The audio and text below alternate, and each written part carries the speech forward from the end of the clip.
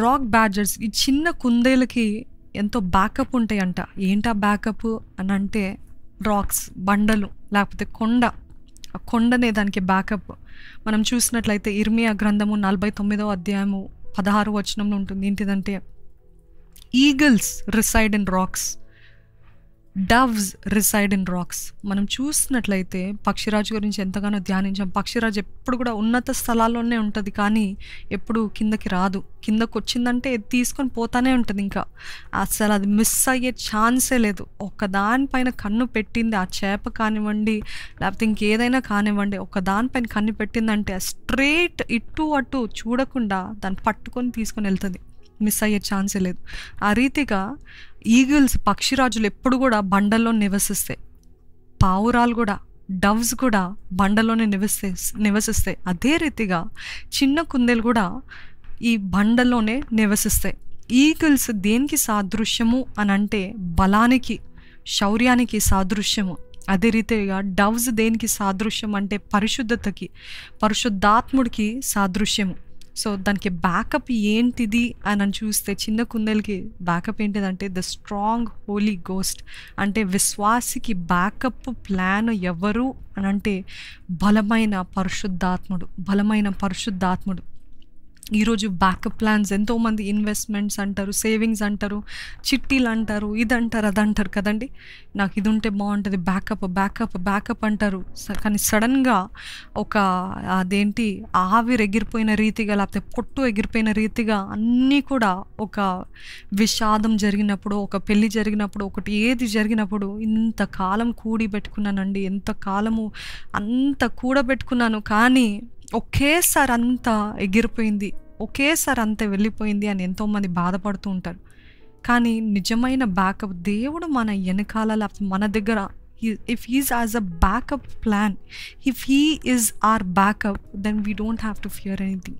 వాటికి బ్యాకప్ ఏంటిదంటే నాకు తెలుసు, నాకు భయం వస్తే, నన్ను ఎవరైనా వేటాడడానికి వస్తే, నన్ను ఎవరైనా చంపేయడానికి తినేయడానికి వస్తే నాకు తెలుసు నేను ఎక్కడికి వెళ్ళాలో. I know where to go. ఎక్కడికి వెళ్ళాలో నాకు బాగా తెలుసు. That is my backup plan. So Christ is our backup. ఈరోజు ఎట్టి పరిస్థితి వచ్చినా నిజంగా ఆ చిన్న కుందేలు ఏ రీతి అయితే ఆ రాక్ దగ్గరికి, ఆ బండ దగ్గరికి, ఆ కొండ దగ్గరికి పరిగెత్తుతుందో ఆ రీతిగా మనం కూడా దేవుని దగ్గరికి, దేవా you are my backup lord, not the materialistic things that I have. నాకున్న మెటీరియలిస్టిక్ థింగ్స్ కాదు, నాకున్నవి కాదు, నాకున్న మనుషులు కాదు. ఎంతోమంది మనుషులు బట్టి అతిశయిస్తారు, కులం బట్టి అతిశయిస్తారు. ఈ మధ్య కాలంలో అయితే మరి ముఖ్యంగా క్రైస్తవులు అనేవారు, మేము చిన్నప్పటి నుండి పుట్టుక క్రైస్తవులు తెలుసా నీకు, లేకపోతే మేము ఈ డినామినేషన్, ఆ డినామినేషన్ అని ఎంతో గర్వంగా మాట్లాడుకుంటూ ఉంటారు. కానీ నిజంగా దేవుని సన్నిధిలో పరలోకంలో వెళ్ళినప్పుడు నువ్వు ఏ డినామినేషన్కి చెందిన అతనివి అని అడుగుతాడండి దేవుడు. ఆ డినామినేషన్ అయితేనే నీకు అనుమతి ఉంది అని అంటాడా? లేకపోతే నువ్వు ఏ కులంకి చెందిన వాడివి, మీ తల్లిదండ్రుల పేరేంటి అని అడుగుతాడా? He doesn't need all that. That is all man-made nonsense కదా. మనుషులు సృష్టించిందే అది. But God really doesn't care about all that. ఈరోజు మన బ్యాకప్, మన ధైర్యము, మన అతిశయము అంతా కూడా దేవుడై ఉండాలి. ఏంటి నీ బ్యాకప్, ఏంటి నీ జీవితం యొక్క హామీ ఏంటి అని ఎవరైనా అడిగినప్పుడు నా దేవుడు నన్ను చూసుకుంటాడు. యెహోవా ఈరే నా పోషకుడు, యెహోవా ఈరే నన్ను నడిపిస్తాడు. అబ్రహాము, ఇస్సాకు, యాకోబు దేవుడు నన్ను కూడా నడిపిస్తాడు. మోషేని అరణ్యం నుండి, ఆ ఎర్ర సముద్రం నుండి నడిపించిన దేవుడు నన్ను నడిపిస్తాడు. I have the faith. గతంలో నా జీవితంలో ఎన్ని మేలు చేసిన దేవుడు, గతంలో ఇంకా అయిపోయింది, ఇంకా మొత్తం మూసేయాలి అనుకున్న పరిస్థితుల్లో నన్ను లేవనెత్తిన దేవుడు, మరలా గతంలో జరిగించిన దేవుడు. If God can do it in the past, he will still do it again for me అనే విశ్వాసం మీలో ఉందా? ఎవరైనా అడిగినప్పుడు నా దేవుడు నన్ను నడిపిస్తాడు, నాకు అది ధైర్యం, నాకు అది విశ్వాసము అనే విశ్వాసపు మాటలు మనం అందరం పలుకుదామండి. విశ్వాసపు మాటలు పలుకుదాం. దాని వెనుక కాలు, ద హిండ్ క్లా అంటారు. ఆ వెనుక కాలు ఏం చేస్తుందంటే అది కేవలము క్లీనింగ్కే వాడుతుందంట. ఆ హిండ్ క్లా ఒకటే క్లా ఉంటుంది. ఆ క్లా దాని గ్రూమింగ్కి వాడుతుందంట. పరిశుద్ధంగా లేకపోతే శుద్ధంగా ఉండడానికి, క్లీన్ చేసుకోవడానికి అది వాడుతుందంట. ఈరోజు అనేక మంది గత వారాల్లో లైఫ్ లెసన్స్లో దేవుడు మనతో మాట్లాడుతూనే ఉన్నాడు. ఏంటిదంటే cleanliness is next godliness. John Wesley గారు చెప్పిన గొప్ప మాట. అయితే నిజంగా ఈ కుందేల్ని చూసినట్లయితే అంత చిన్న జీవి, అంత అల్పమైన జీవి, అది కూడా క్లెన్లీనెస్ మెయింటైన్ చేస్తుందంట. దానికి ఉన్న 4 కాళ్ళలో ఒక కాలు కేవలము దేనికంటే క్లీనింగ్ కంట, పరిశుద్ధపరచుకోవడానికి, శుభ్రపరచుకోవడానికి.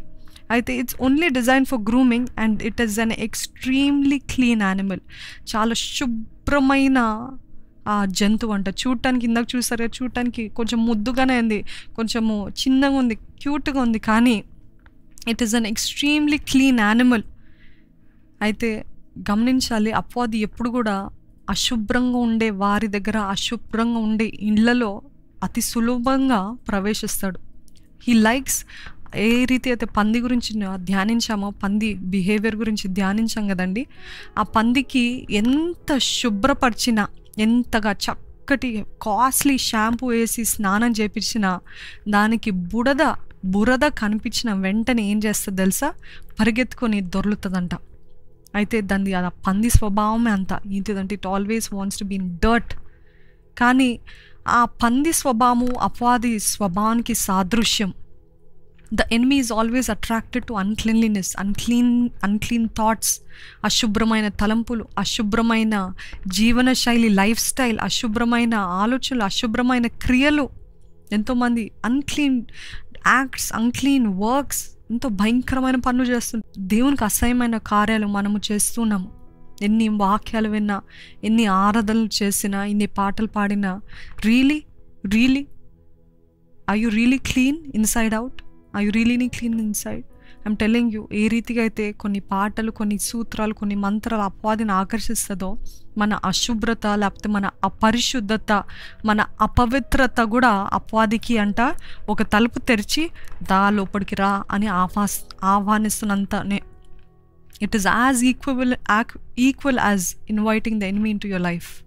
అపవాదిని మీ జీవితంలో ఆహ్వానిస్తున్నారేమో. అశుభ్రమైన తలంపులు, కేవలం భౌతికమైన అశుభ్రత గురించి మాట్లాడట్లేదు, కానీ లోపల అశుభ్రత. అందుకనే మీరు యేసు ప్రభు లోకంలో అంటాడు కదండి, మీరు సున్నం కొట్టిన సమాధులు బయట చూడటానికి ఎంత తెల్లగా, ఎంత అందంగా ఉన్నారు, కానీ లోపల కుళ్ళు, గబ్బు, భయంకరమైన కుళ్ళు అని యేసు ప్రభు చెప్తాడు. ఈరోజు అశుభ్రంగా అంటే యువర్ ఇన్సైడ్ క్లీన్. ఆ కుందేలు చూసినట్లయితే it's an extremely clean animals. అందుకని ఈగల్స్తో పాటు, డవ్స్తో పాటు ఈ కుందేల్ని కూడా పోలుస్తున్నాడు దేవుడు. ఇది బలహీనమైనది. ఈగిల్తో కంపేర్ చేస్తే, పక్షిరాజుతో కంపేర్ చేస్తే it's so weak. But God is comparing this కుందేలు, ఈ రాక్ బ్యాడ్జర్ని ఈగిల్తో కంపేర్ చేస్తున్నాడు. ఎందుకంటే మిక్కిలి జ్ఞానం కలిగింది, మిక్కిలి clean. It's clean. your lifestyle of holiness, you should practice a lifestyle of holiness. నా జీవన శైలియే పరిశుద్ధత. నేను జీవించినది, నేను ఎక్కడికి వెళ్ళినా, ఏది మాట్లాడినా, ఏది ఆలోచించినా పరిశుద్ధత, పరిశుద్ధమైన తలంపులు. అపరిశుద్ధమైన తలంపులు వస్తున్నాయి, తెచ్చి నాకెందుకు దేవా నన్ను క్షమించయ్యా, నా అదుపులో లేనయ్యా, నన్ను అదుపులోకి తీసుకురయ్యా, నీ ఆత్మతోటి నన్ను నింపయ్యా, give me the self control Lord, ఆశ నిగ్రహం దయచేయ్యా అని ప్రార్థిస్తున్నారండి. లేకపోతే are you entertaining those thoughts? ఆ తలంపుల్ని, ఆ ఆలోచనలు ఇంకా ఎంటర్టైన్ చేస్తున్నారు. Practice a life style of holiness. What is your foundation? పరిశుద్ధత మన ఫౌండేషన్ ఉండాలి, పునాదిగా ఉండాలి. పరిశుద్ధత, పరిశుద్ధ మాటలు, పరిశుద్ధ తలంపులు, పరిశుద్ధ ప్రవర్తన. గ్రీడీ నుండి, ఈ లోకపు ఆశలు, లోకపు డంబాల నుండి విడుదల. ఇవి మన పునాదులుగా ఉండాలి. ఆయన మాటలు విని దాన్ని అంగీకరించి దాన్ని చేసేవారు ఉండాలి. అది మన పునాది. అవి మన పునాది. దేవుడు అడిగేది మీ బంగారం కాదు, మీ డబ్బులు కాదు, మీది ఇది కాదు, అది కాదు. మీ ఆరాధన పునాది, మీ నీతి పునాది, మీ పరిశుద్ధత పునాది, మీ ప్రార్థన పునాది. ఇవన్నీ మన పునాది. This is the foundation. ఇది మన పునాది. ఈ పునాది పైన కట్టబడితే అంట ఏ తుఫాను, ఏ శ్రమ, ఏ బాధ, ఏ వేదన, ఎంత భయంకరమైన మాటలు మీ గురించి మాట్లాడిన ఏది కూడా మిమ్మల్ని కదల్చవంట. అది మన పునాదిగా ఉండాలి. దేవుని అంటే క్రీస్తు అనే బండ పైన కట్టబడతాం.